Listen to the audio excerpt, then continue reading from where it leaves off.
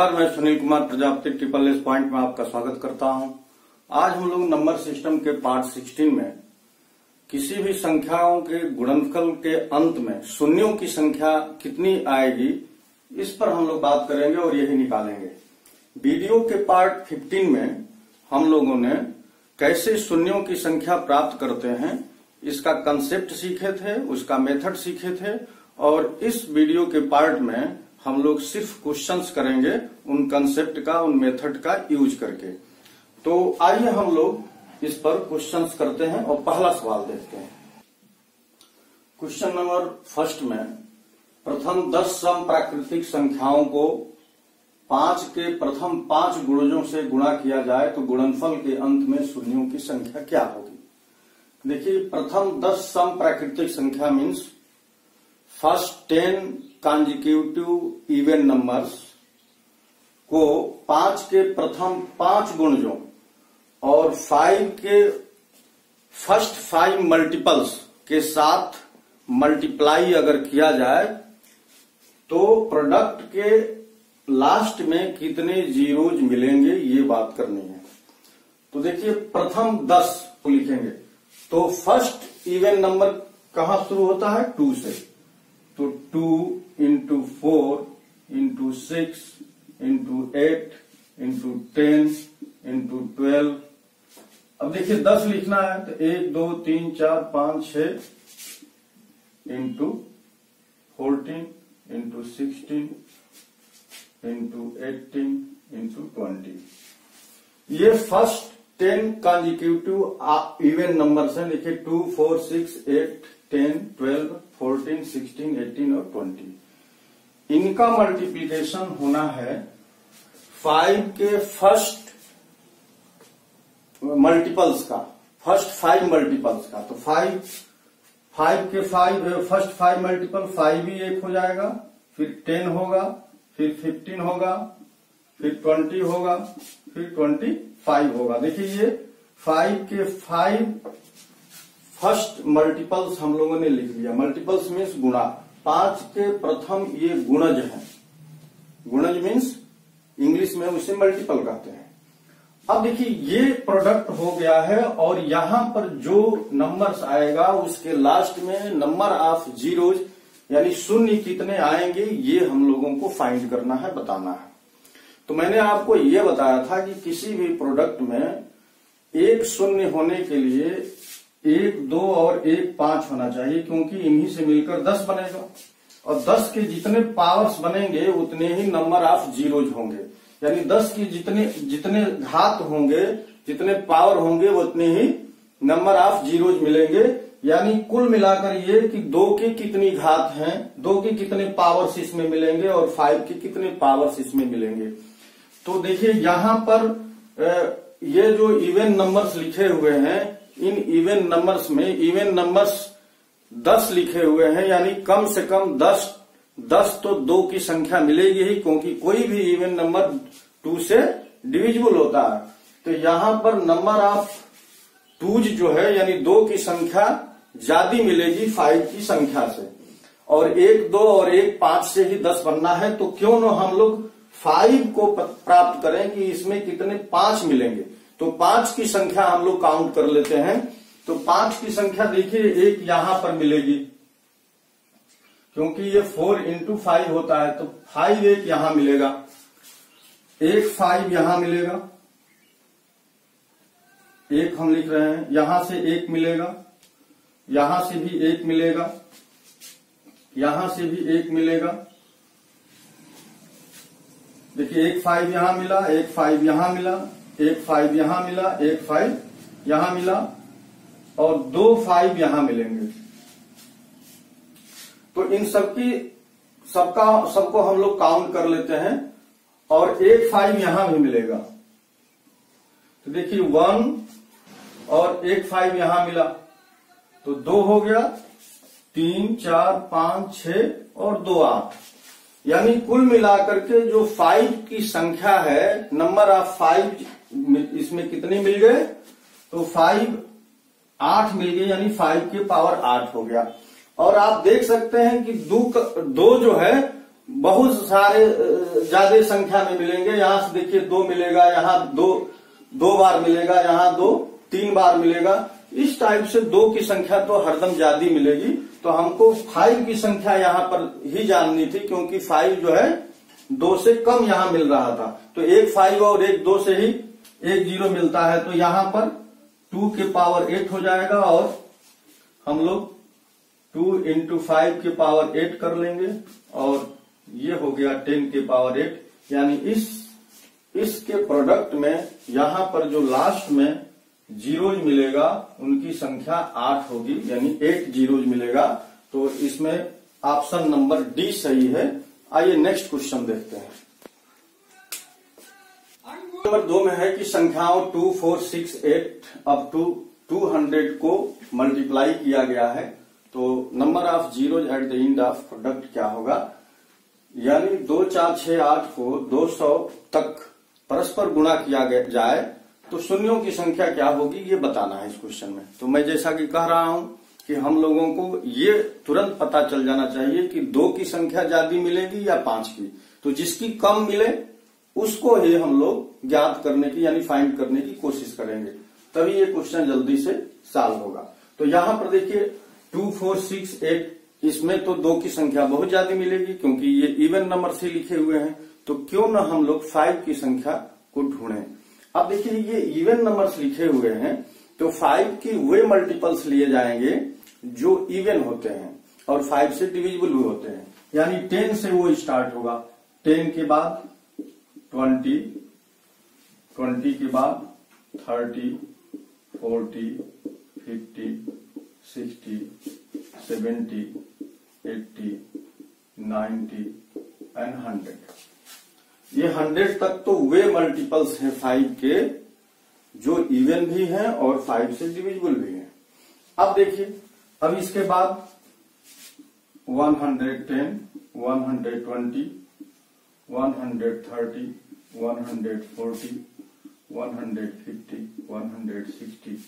170, 180, 190 and 200। अब क्या करना है कि नंबर ऑफ 5 हम लोगों को खोजना है कि 5 कहां कहां पर कितना मिलेगा। तो देखिए यहां पर 5 एक मिलेगा, यहां पर भी एक बार मिलेगा, यहां भी एक बार मिलेगा, यहां भी एक बार मिलेगा, यहां 5 2 बार मिलेगा। क्यों? क्योंकि 25 दूना 50 होता है, यानी 5 2 बार। यहां 5 एक बार, यहां एक बार, यहां एक बार, यहां एक बार, यहां 25 चौके सर यानी 5 2 बार मिलेगा। तो अब ये टोटल देखिए कि 1, 2, 3, 4 और ये 2 मिलकर 6, 7, 8, 9, 10 और ये 2 मिलकर के 12 5 मिले। 5 की संख्या कुल मिलाकर 12 मिली। अब नीचे भी वही चीज मिलेगी। अब देखिए यहां पर कैसे नीचे मिलेगा। यहां पर 1 5, यहां भी 1, यहां भी 1, यहां भी 1, यहां पर देखिए ये 150 है, यहां पर कितने 5 मिलेंगे? 75 दूना 150। तो 75 कैसे मिलता है? 5 25 तिया 75 होता है। तो यहां भी 5 कितनी बार मिलेगा? 2 बार मिलेगा। यहां भी 1 बार, यहां 1 बार, यहां 1 बार, यहां 1 बार, और 25 वाट है 200, यहां 2 बार। यहां भी वही स्थिति है। देखिए तो 1 2 3 4 2 6 7 8 9 10 2 12, यहां भी 12 मिले। और आप खुद अनुमान लगा सकते हैं कि चूंकि ये इवन नंबर्स का प्रोडक्ट है तो इसमें 2 की संख्या सबसे ज्यादा होगी। तो हम लोगों ने 5 को यहां काउंट कर लिया। 5 कितनी बार मिला? कुल 24 टाइम्स मिला। यानी 5 जो है 5 का पावर 24 और 2 का पावर 24 आएगा ही आएगा, इससे ज्यादा ही आएगा। तो हम लोगों को क्या करना है? अब यहीं से पता चल गया कि नंबर ऑफ 10 कितने हैं। तो 2 इंटू 5, 2 इंटू 5 के पावर 24 यानी 10 के पावर 24, यानी कुल मिलाकर के 24 जीरो इस प्रोडक्ट के अंत में मिलेंगे। आइए नेक्स्ट क्वेश्चन देखते हैं। क्वेश्चन नंबर 3 देखिए कि 1, 3, 5, 7, 9 अप टू 199 संख्याओं को आपस में गुणा कर दिया जाता है तो गुणनफल के अंत में कितने शून्य मिलेंगे। तो आप खुद देख रहे हैं कि यहां पर जो नंबर्स लिखे गए हैं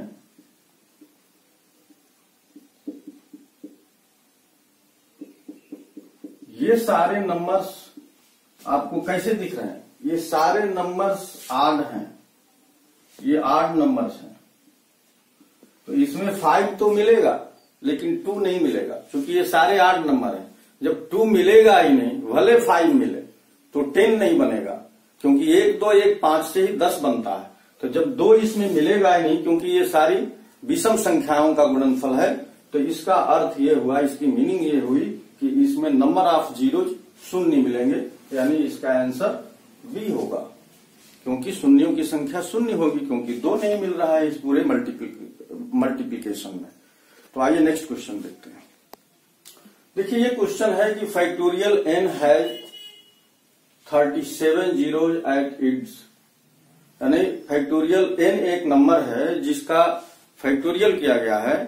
उस फैक्टोरियल के अंत में, यानी फैक्टोरियल मीन्स क्या होता है, जितनी संख्या रहती है उसके नीचे तक की संख्याओं का गुणनफल, उस संख्याओं के गुणनफल के अंत में 37 जीरो मिल रहे हैं।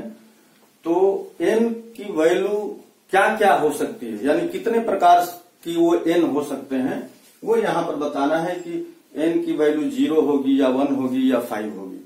आइए हम आपको इस क्वेश्चन की मीनिंग समझाते हैं कि ये पूछना क्या चाह रहा है। जैसे हम लोग ये कहते थे कि 20 यानी 20 के फैक्टोरियल में जीरोज कितने मिलेंगे, तो हम लोग क्या करते थे कि फैक्टोरियल 20 में कितने 5 मिलेंगे ये पता करते थे, कितने 2 मिलेंगे ये पता करते थे।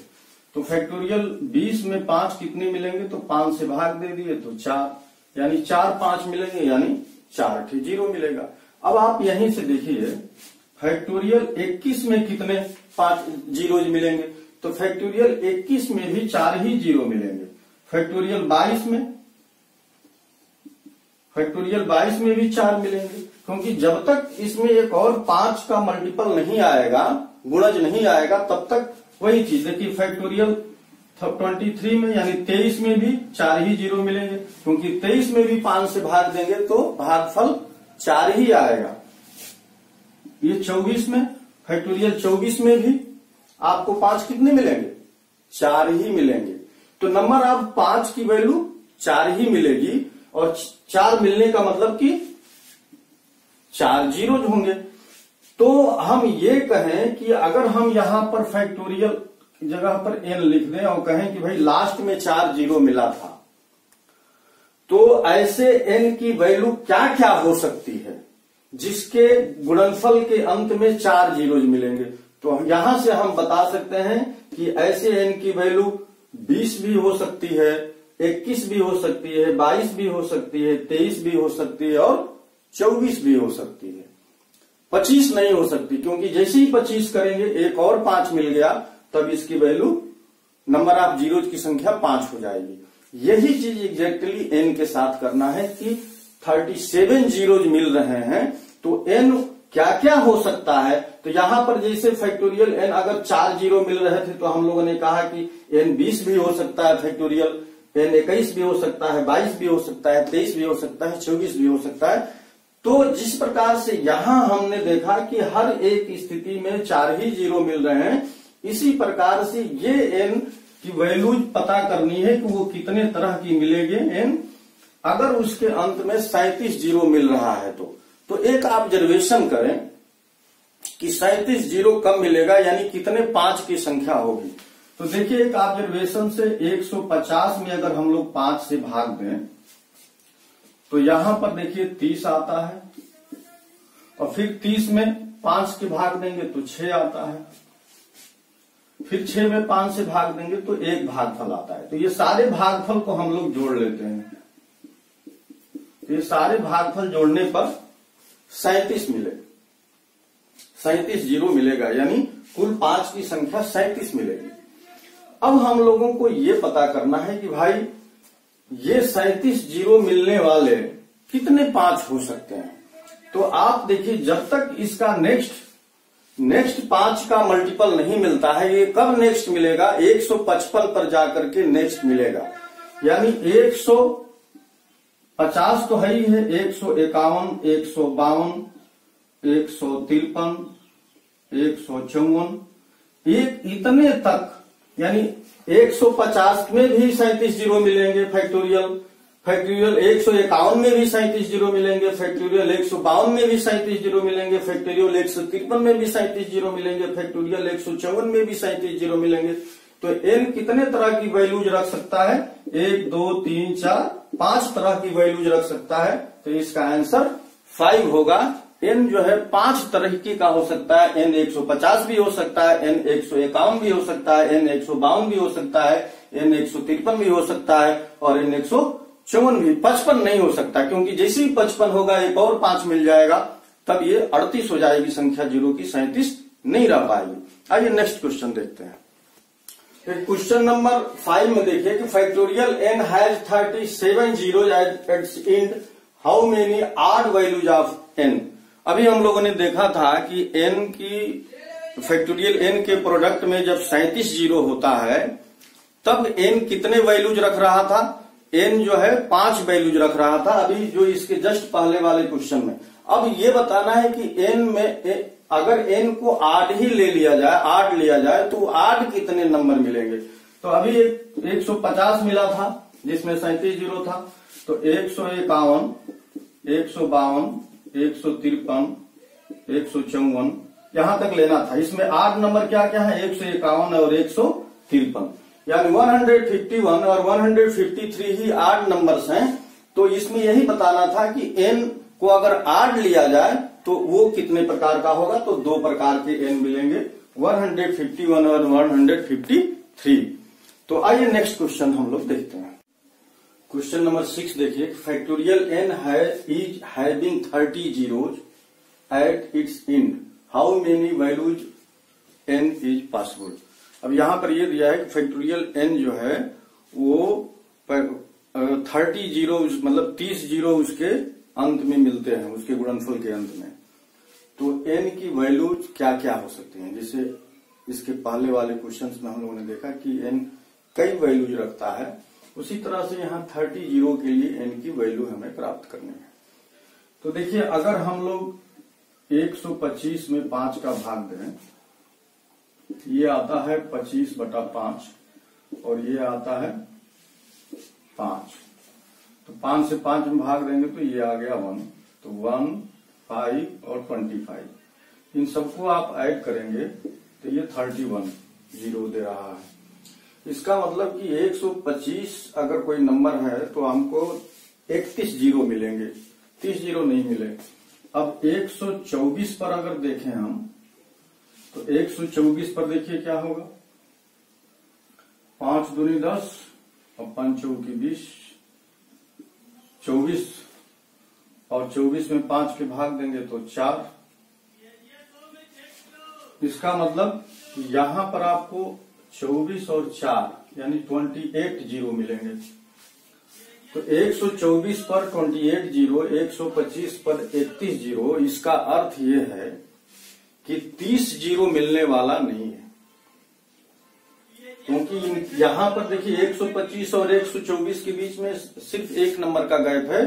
जब 125 पर 31 जीरो मिल रहा है और 124 पर 28 जीरो, इसका अर्थ यह है कि फैक्टोरियल n में 30 जीरो किसी भी स्थिति में नहीं मिलेगा। इसका मतलब कि ऐसी स्थिति कभी नहीं होगी किसी भी नंबर के साथ। तो n की वैल्यू क्या होगी? 0 होगी। n ऐसा कोई मिलेगा नहीं जिसके फैक्टोरियल में लास्ट में 30 जीरो मिलते हैं। तो आइए नेक्स्ट क्वेश्चन देखते हैं। देखिए, ये क्वेश्चन नंबर 7 है, the number of zeros at the end of the expression 10 + 100 + 1000। और इस तरह से ये इतने बड़े नंबर के लिए लिखा गया है कि इनको अगर हम लोग जोड़ें 10, 100, 1000, फिर 10,000, फिर 1 लाख, तो अंत में कितने जीरो मिलेंगे ये देखना है। तो देखिए, आप अगर इन्हीं को केवल जोड़कर देखें तो आपको पता चल जाएगा। जैसे मान लीजिए ये 1000 है, फिर इसमें हमको 100 जोड़ना, फिर 10 जोड़ना, तो ये तो जुड़ेंगे। तो यहाँ पर कितने जीरो मिल रहे हैं, क्योंकि यहाँ पर सब 1 1 आता जाएगा, ऐसे 1 1 आएगा, तो आपको लास्ट में कितने जीरो मिलेंगे, 1 जीरो मिलेंगे। तो इसका आंसर है 1। भले ये जीरोज हैं, लेकिन जब आप इन्हें ऐड करेंगे तो यहाँ पर 1 1 मिलता जाएगा और 1 1 मिलता जाएगा, और आपको लास्ट में जीरो की संख्या बतानी है तो वो सिर्फ 1 जीरो मिलेगा। आइए नेक्स्ट क्वेश्चन देखते हैं। देखिए क्वेश्चन ये है कि 100 raise to power 30 into 1000 raise to power 15 में शून्यों की संख्या कितनी है। बहुत इजी क्वेश्चन है, आइए इसे देखते हैं। देखिए ये जो 100 है इसे हम लोग 10 के रूप में बनाएंगे, तो 10 टू दी पावर 2 का पावर 30 इंटू इसको 10 के पावर में लिखेंगे तो ये 3 होगा और इसका पावर 15। तो देखिए ये पावर पावर मल्टीप्लाई हो जाता है, तो 10 के पावर 60 और यहाँ 10 के पावर 45। अब ये पावर पावर जब एक ही बेस रहता है तो दोनों पावर जुड़ जाता है, तो ये हो जाएगा 10 के पावर 105। तो इसमें नंबर ऑफ जीरोज कितने मिलेंगे, 105। आइए नेक्स्ट क्वेश्चन देखते हैं। देखिए इसके पहले आपने जो क्वेश्चन किया था उसमें यहाँ पर मल्टीप्लीकेशन का चिन्ह था, यहाँ अब ये प्लस का चिन्ह है और क्वेश्चन सेम है, तो क्या दोनों के आंसर सेम होंगे, नहीं, बिल्कुल नहीं। देखिए यहाँ पर भी हम लोग 10 रेज टू पावर 2 का पावर 30 और यहाँ 10 रेज की पावर 3 का पावर 15, यहाँ पर प्लस चिन्ह है, तो ये हो जाएगा 10 के पावर 60 प्लस 10 के पावर 45। देखिए ये 60 45 से ज्यादा है, तो हम यहाँ पर 10 के पावर 45 अगर कॉमन ले लें तो यहां बच जाएगा 10 के पावर 15 और प्लस 1।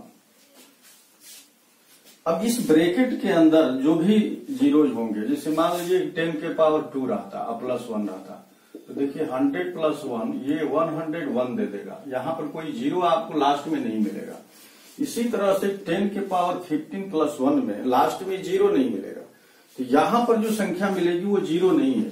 जीरो कौन देगा, तो जीरो केवल ये देगा लास्ट में जब इसका मल्टीप्लाई होगा। तो इसमें नंबर ऑफ जीरोज कितने होंगे, इसमें नंबर ऑफ जीरोज होंगे 10 रेज टू पावर 45 या 45 जीरो।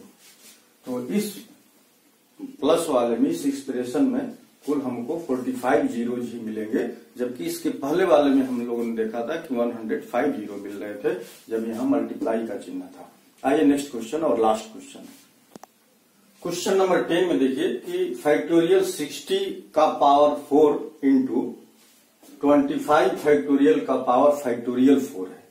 अब इसमें नंबर ऑफ जीरोज कितने हैं, ये क्वेश्चन एसएससी सीजीएल 2012 में आया हुआ है।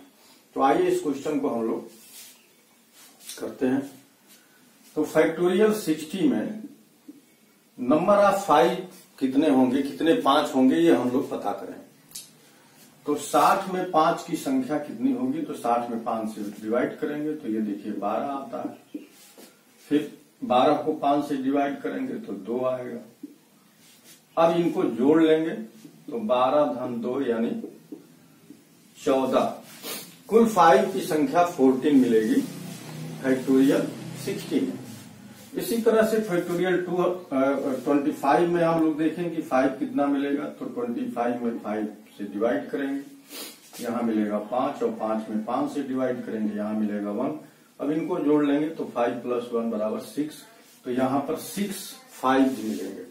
तो हम लोग कुल 5 की संख्या क्यों निकालना चाहते हैं, क्योंकि 2 की संख्या 5 से ज्यादा मिलेगी दोनों जगह, तो हम लोग क्यों न 5 की ही संख्या पता कर लें। तो अब यहाँ पर देखिए फैक्टोरियल 60 की जगह पर 14 लिखेंगे, क्योंकि 14 यहाँ पर 5 मिलेगा, यानी 5 के पावर यहाँ पर 14 और इसका पावर 4 हुआ, इंटू ये मल्टीप्लाई है। ये 25 में 5 कितना मिल रहा है, 6, यानी 5 के पावर 6 और इसका पावर देखिए फैक्टोरियल 4 है, तो फैक्टोरियल 4 को 4 इंटू 3 इंटू 2 इंटू 1, तो देखिए 4 3 12 दूना 24 यानी 24 होता है। तो यहाँ के पावर हो जाएगा 24। अब देखिए ये पावर पावर मल्टीप्लाई हो जाता है, तो 14 चौके 56, तो 5 के पावर 56 हो गया, और यहां पर 5 के पावर 6 चौके 24 और 6 दूनी 12 दू 14, 144। अब ये दोनों पावर आप जोड़ दीजिए। तो 5 के पावर देखिए 6 4 10, 5 4 9 1 10 और 1 1 2, तो 5 की पावर 200 मिला, और इससे ज्यादा 2 मिलेंगे, यानी नंबर ऑफ जीरोज कितने हो जाएंगे? तो नंबर ऑफ जीरोज जो है इसमें मिलेंगे 200। तो मित्रों, आपने देखा कि हम लोगों ने नंबर ऑफ जीरोज प्राप्त करने के या फाइंड करने के तरीके इसके वीडियो के पहले भाग में सीखे थे, और इस पार्ट में हम लोगों ने केवल क्वेश्चन किया। क्वेश्चन अगर आपको अच्छा लगा होगा, सॉल्यूशन अच्छा लगा होगा, तो जरूर कमेंट करके बताइएगा। वीडियो देखने के लिए आपको बहुत बहुत धन्यवाद। नमस्कार।